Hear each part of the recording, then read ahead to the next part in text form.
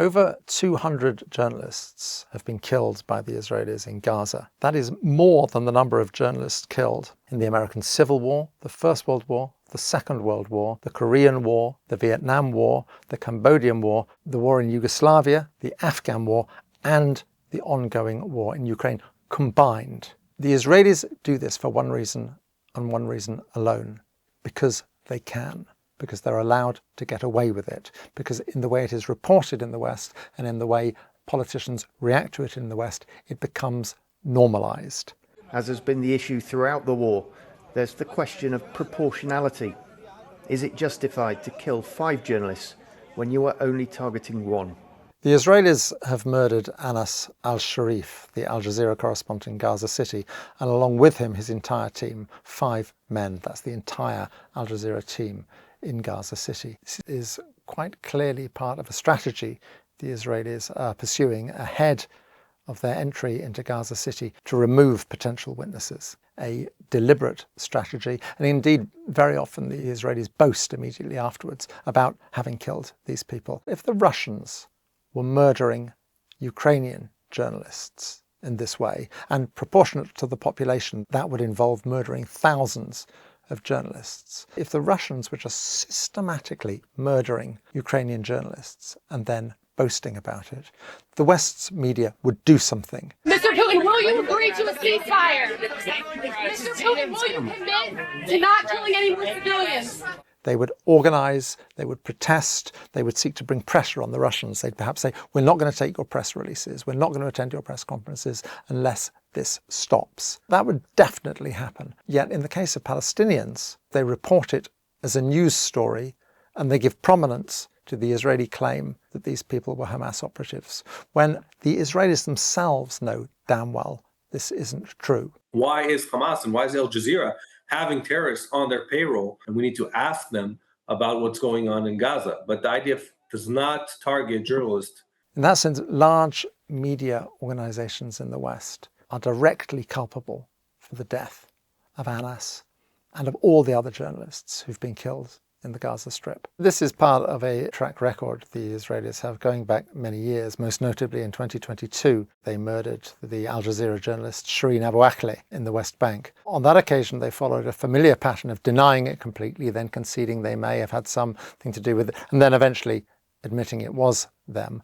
By then, of course, the Western media had all repeated their denials, and it had stopped being a news story by the time the truth came out. In the Gaza Strip, it's rather different in that in some instances, they effectively announce they're going to target these journalists and then brag about having killed them afterwards. Back in October, the Israelis identified 6 Al Jazeera journalists who they said were members of Hamas. What they were doing what the Israelis always do, is trying to work out what they could get away with. They were testing the waters. Are these people killable? Are they not? And I remember writing to a number of people at the time saying the world's media has to respond to them for what they are, as death threats against journalists. But of course, what the entire world's media did was simply reported as a news story. Breaking news. This is from the Israel Defense Forces. Exposed. 6 Al Jazeera journalists have been exposed as Hamas and Islamic Jihad terrorists. The Israelis themselves know it is absolute nonsense that these people are Hamas operatives. Take the case of Anas al-Sharif, who has been on camera pretty much constantly for the last 2 years, when he is meant to have found the time to be a Hamas operative. It's absolutely absurd. They're testing the waters. They're seeing what they can get away with. And sure enough, since then, of the 6 people on that list, 2 of them have been murdered by the Israelis. The Israelis will not allow international media in. They say, look, pictures are coming out anyway, but at the same time, of course, they condemn those pictures as being fake. There is a very interesting question here about how Western news organizations deal with this problem. There is a very logical way to deal with it. Al Jazeera does this, DropSite also does this. They take local journalists and they employ them. They don't simply let them just hold forth immediately onto camera. They treat them like any other employee, and there are senior management and things have to go through various editorial processes. But they make use of the very, very good and extraordinarily brave journalists on the ground. It's a very obvious question. Why doesn't the BBC do that? Why doesn't ITN do that? It's the obvious thing to be doing. On the aid flights, suddenly the news is full of these aerials of Gaza City. Israel bans foreign journalists from entering Gaza. 15,000 feet above, is the closest we get to seeing for ourselves the consequences of the war it is waging here.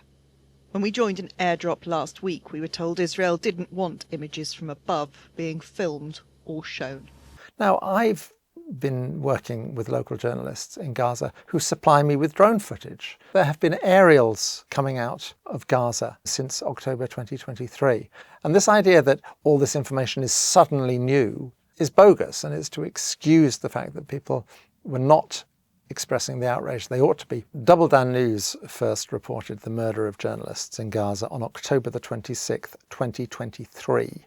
Almost 2 years ago now. Good media has been reporting the slaughter of journalists all along, and it's been quite obvious from the very early days of the Israeli assault on the Gaza Strip that journalists were a specific target, not least because they often boasted about killing them. Just as it's been perfectly obvious, really since about a week into the assault, that the aim of the assault is to make the Gaza Strip unlivable.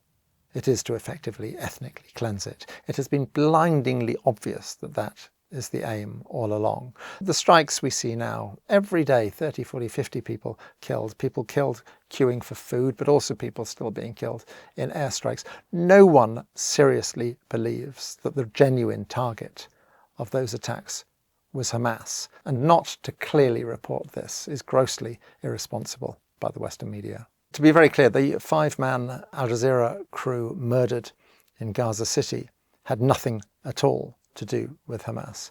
Now, some of the agencies operating in the Gaza Strip are connected to Hamas.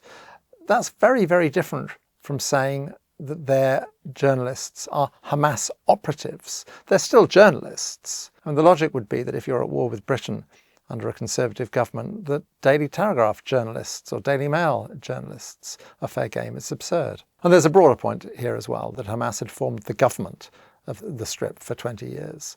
So civil servants, refuse collectors, policemen, all of those people, yes, in effect were connected to Hamas. To suggest that makes them a legitimate target is grotesque.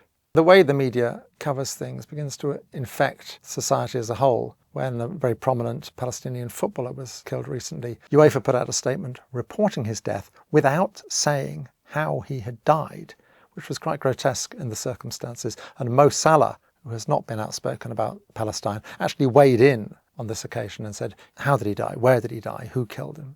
In other countries, it's even worse. Germany, of course, is particularly appalling on Gaza. Bild, which is the best-selling newspaper in Germany, reported the murder of Al Jazeera's Anas al-Sharif with the astonishing headline, "Terrorist disguised as a journalist killed in Gaza." And that's Bild, Germany's best-selling newspaper. So many Western media institutions and organisations have failed to speak up. They're all culpable in their own way.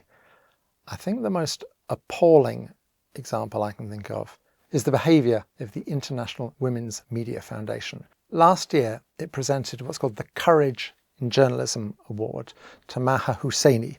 Maha Husseini is a human rights worker and journalist who has been working in the Gaza Strip from the first day of the conflict and is still there. She features in our Al Jazeera film, Gaza, an extraordinarily brave woman. Once the award had been announced, some right-wing publication in Washington dredged up a couple of completely innocuous cartoons that she had shared about Israel and accused her of being an anti-Semite. In response to this, with no sense of irony at all, the International Women's Media Foundation withdrew the Courage in Journalism Award from Maha Husseini. It's astonishing in itself, but in a context where you know damn well the Israelis are watching like hawks and working out who is killable and who isn't. To effectively point the finger at an incredibly brave female Palestinian journalist and call her an anti-Semite, which is what they were doing, is just breathtaking. And I think really, in all the litany of appalling actions by Western media organisations over the last 2 years, that one really takes the biscuit. It was just breathtaking. One of the most grotesque things as well when they come for journalists is how often they kill them in their homes. Al Jazeera has lost 10 staff in the Gaza Strip over the last 2 years, but many staff have lost family members as well. Among them is Al Jazeera's former Gaza bureau chief, Wael al-Dahdo, who continued in his pursuit to report on the war, even after his wife, teenage son, 7-year-old daughter and his grandson were killed in an airstrike. They have no compunction about killing not just journalists, but their family members as well. There are many of us journalists who've worked in very dangerous places around the world over the years, and you wrestle with the possibility you'll be killed. We have the luxury that we never wrestle with the possibility that they will murder our children, but that is the reality for journalists operating in the Gaza Strip. No one can say they didn't know. The betrayal of Palestinian journalists by their colleagues in the West is a disgrace and a shame that it will take decades to live down. The Israeli assault on the Gaza Strip shows us that the mass slaughter of journalists is something that is apparently tolerable to the Western media political class. It shows more than ever that you need independent alternatives like Double Down News to that media political class. So if you can, donate to Double Down News on Patreon.